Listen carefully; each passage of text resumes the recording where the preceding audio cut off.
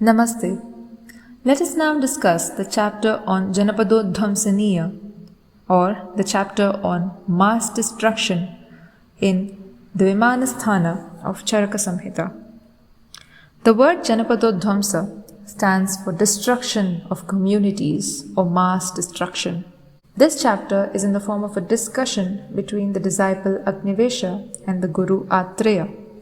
In this chapter, the following questions are asked by Agnivesha. How do all individuals having different physical constitution suffer from the same disease due to the same set of causative factors? What is the factor underlying the vitiation of air, etc., which destroys entire communities? Is the span of life of all individuals predetermined or not? If the lifespan of all human beings is not predetermined, then how is it that some people die in the predetermined time and the rest otherwise? Why do physicians advise hot water to patients suffering from fever in preference to cold water when the dosha involved in the pathogenesis of the disease is amenable to cooling therapies? The beginning of the discussion. Lord Atreya, while taking a stroll in the latter month of a summer, surrounded by his disciples in the forest area near the banks of Ganga at Kampilya, the capital city of Panchala region, which was the residence of the Dvija, thus turned to his disciple Agnivesha and said, Gentle one, the abnormal conditions of the stars, the planets, the moon, the sun, the wind, the fire, and the directions seem to give us the ominous sign that there is going to be a derangement of seasons. As a result of this abnormality, the earth will fail to produce herbs possessing good qualities of taste, potency, metabolism of diet and drugs, and specific attribute. In consequence of these properties, spread of diseases is certain. Therefore, well before any calamities occur, and well before the earth has lost her fertility, collect the medicinal herbs before they lose their properties. We shall thus, when the occasion arises, make use of the drugs having optimum qualities for the benefit of those who seek us and also those whom we seek to help. There will not be any difficulty in counteracting any Janapadoddhwamsa Vyadhi or disease due to natural calamities or epidemics or pandemics if the drugs are properly collected well in advance, processed and administered. Agnivesha humbly submitted to Lord Atreya that such medicinal herbs have already been properly collected, processed and administered according to his instructions. He then asked Lord Atreya, how does the simultaneous destruction of communities take place by the incidence of one single disease in spite of the individuals who suffer from one another in their constitution, diet, physique, vitality, habits, psychic makeup and age? Lord Atreya replied, Agnivesha, though a community may be dissimilar with respect to the constitution and other characteristics of its individuals, there are other common factors which often get adversely affected, resulting in simultaneous outbreak of diseases having similar symptoms that destroy communities. The common factors which affect mass population are air, water, land, and season.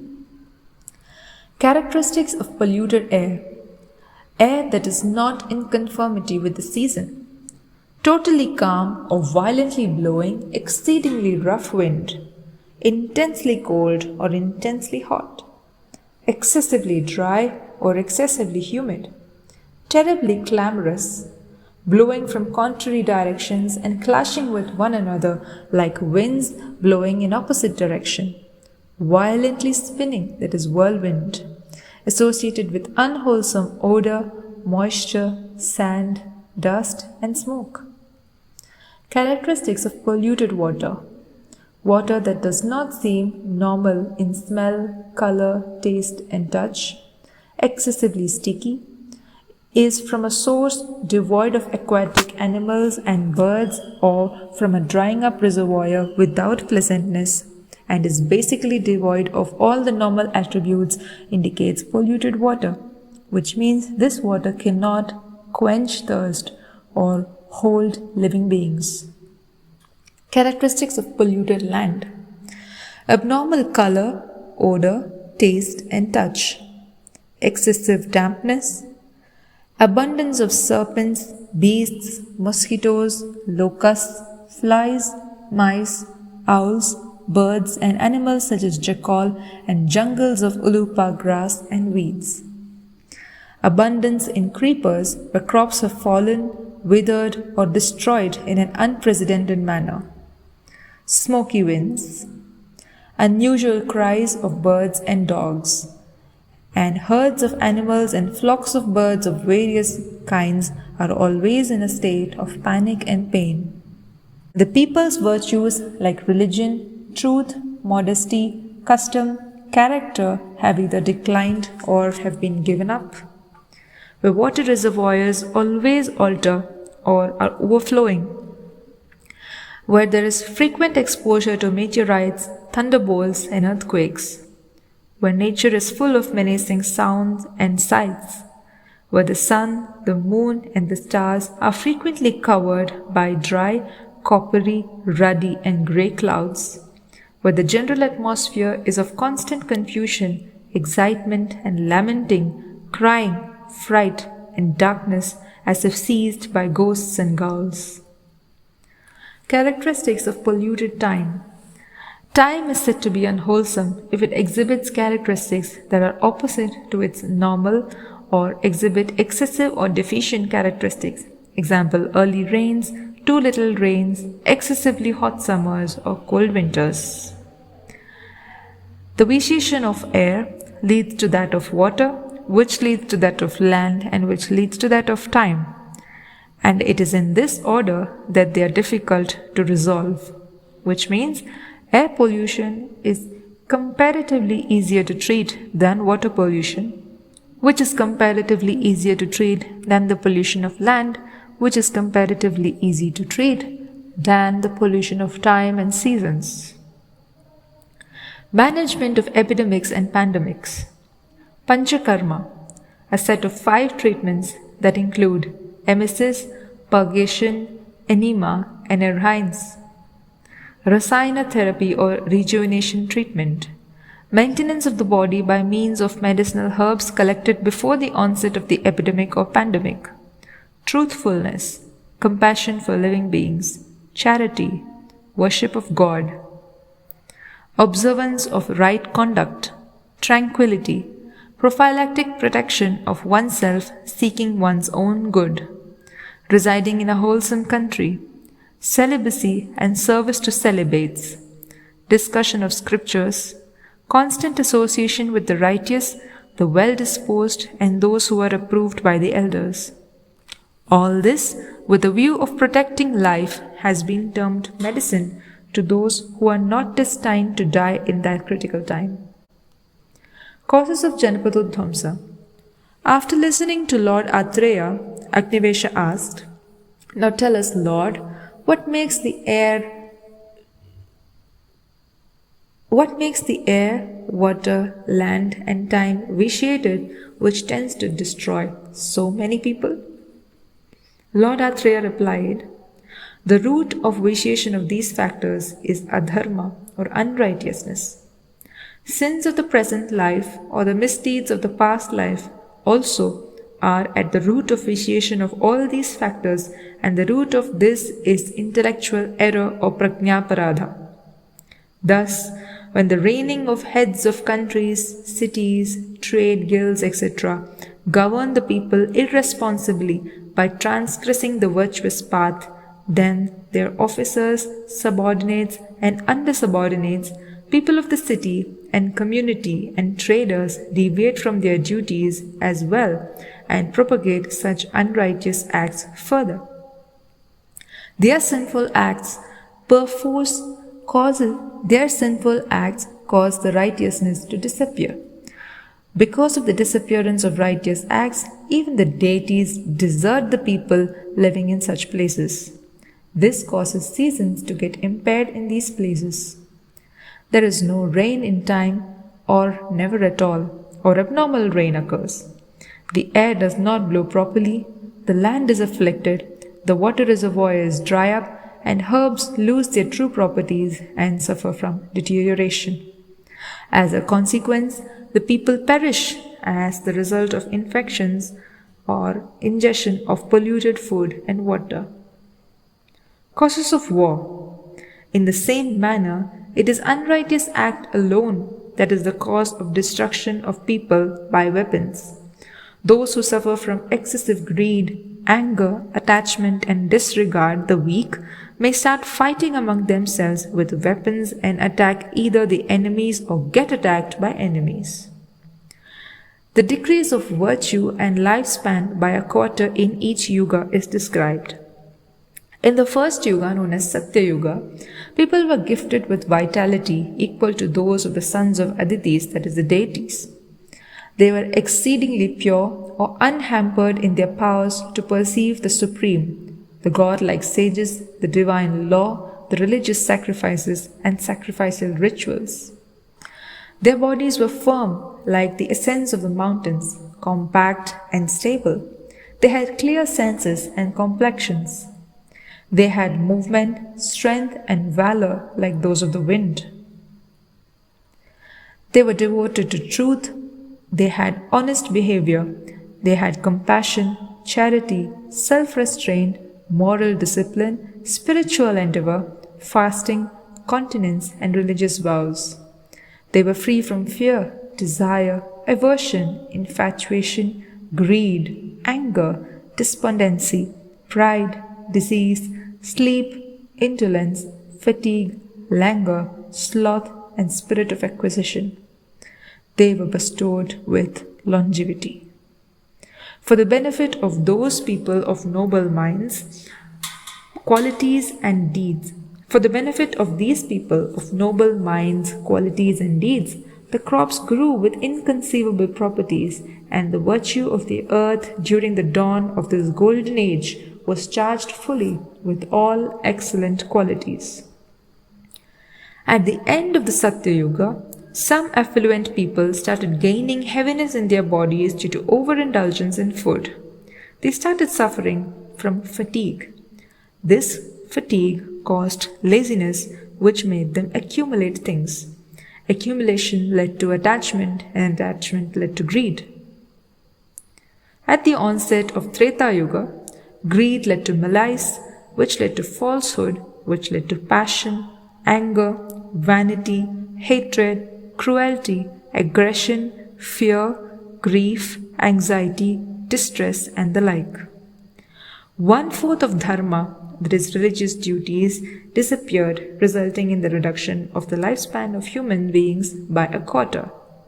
Similarly, there was a reduction in the attributes of the earth by a quarter. Because of the reduction of these attributes, there was a diminution by 1/4 of the unctuousness, purity, and other properties of grains. In effect, this degradation impacted all aspects of living beings that were described to have existed in the Satya Yuga. There was an unusual change in the maintenance of equilibrium of tissue elements by which diseases arose. Therefore, the lifespan of living beings underwent gradual diminution. With the passage of each yuga, righteousness or dharma gets reduced by a quarter. Similarly, reduction in the qualities of living beings leads to the dissolution of the universe. Completion of 100 years upon completion of 100 years in each yuga, there is loss of 1 year in lifespan of living beings of the respective age. Then, what is predetermined lifespan? Agnivesha raised a query. Lord, is the lifespan of all living beings predetermined or is it not? Lord Atreya replied, Agnivesha, the lifespan of all living beings depends on the proper coordination of two factors, namely, deeds done in the previous birth and deeds done in the present birth.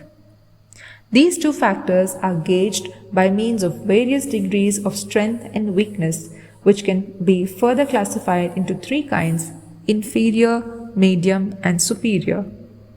When both types of action, that is, destiny and efforts, are of the best characters, then they make for long, happy, and determined life, and if they are of the inferior type, the result is just the opposite, that is, short, unhappy, and undetermined lifespan. When these are medium, then the lifespan and its quality are also said to be mediocre, though not entirely unhappy. A weak past deed gets subdued by a strong present deed. Similarly, a strong daiva overshadows one's purushakara, that is, a strong past deed overshadows one's present deed, and because of this, some scholars hold the view that the lifespan of life is invariably predetermined. There are some powerful actions whose implementation takes place at a predetermined time, but there is another kind of action whose implementation is not predetermined and gets manifested in an appropriate atmosphere. In the lifespan, if the lifespan in every case were predetermined, then none would be found to seek longevity by means of acts such as incantation or chanting mantras, wearing amulets, propitiation, sacrifices, offerings, oblations, regimen, atonement or prayaschitta, fasting and other therapies, benedictory rites, and the act of bending the knee in worship or doing all religious rituals and going to pilgrimages or sacrificial rites. People would not feel the need to avoid getting excited or anxious or protect themselves from running cows, marauding hordes of elephants, camels, donkeys, horses, buffaloes, tornadoes and hurricanes and cataracts or large waterfalls, mountains and uneven and difficult places and strong water currents. One would not abstain from the company of men who are drunk and insane, or in fierce and unstable states, or those inflicted by infatuation and greed, enemies, or raging fire.